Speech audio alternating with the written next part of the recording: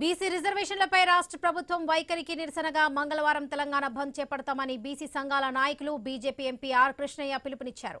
హైదరాబాద్ లో నిర్వహించిన 14 బీసీ సంఘాల సమావేశంలో ఈ నిర్ణయం తీసుకున్నారు. తమది అవమానంపై తిరుగుబాటు అన్నారు ఆర్ కృష్ణయ్య.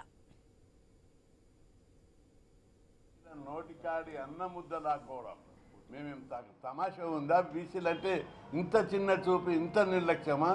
అరే, ఎన్నికల నోటిఫికేషన్ వేసిన చరిత్రలో ఎప్పుడు లేదు. ఒక రిజర్వేషన్లు ఇచ్చినప్పుడే మీరు స్టే ఇవ్వడంలో ఉద్దేశం ఏమిటిదని చెప్పి మేము ప్రశ్నిస్తున్నాం. దీని వెనుక తప్పనిసరి ఏదో కథ నడిచింది. దీన్ని తీవ్రంగా బీసీలంతా జీర్ణించుకోలేకపోతున్నారు. ఇది చాలా తీవ్రమైన విషయం. స్టే ఇవ్వడానికి కూడా బలమైన కారణాలు ఏం లేవు. రాష్ట్ర ప్రభుత్వము బీసీ రిజర్వేషన్ నిర్ణయించే అధికారాన్ని రాష్ట్ర ప్రభుత్వానికి ఇచ్చారు. ఇంత స్పష్టంగా అందులో రాజ్యాంగంలో ఉంది.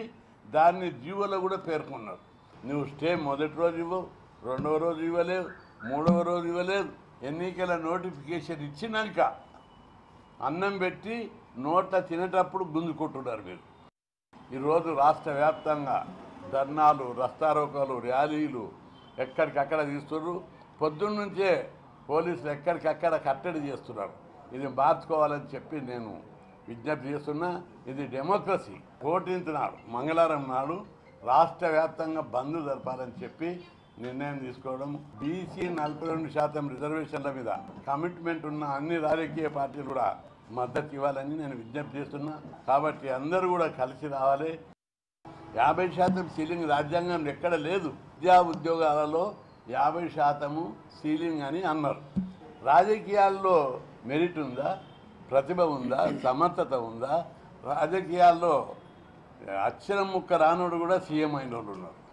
మన రాజ్యాంగం కల్పించిన ప్రకారం ఎనీబడి, ఏ సిటిజన్ అయినా, ఏ పౌరుడైనా పోటీ చేయవచ్చు. కాబట్టి 50% సీలింగ్ దీనికి వర్తించదు. ప్రభుత్వం కూడా మీరు వచ్చారు, మీ ఇంకా మరింత చిత్తశుద్ధితోటి మీరు ప్రూవ్ చేసుకోవాల్సినటువంటి బాధ్యత ప్రభుత్వం మీద, ముఖ్యమంత్రి మీద ఉంది.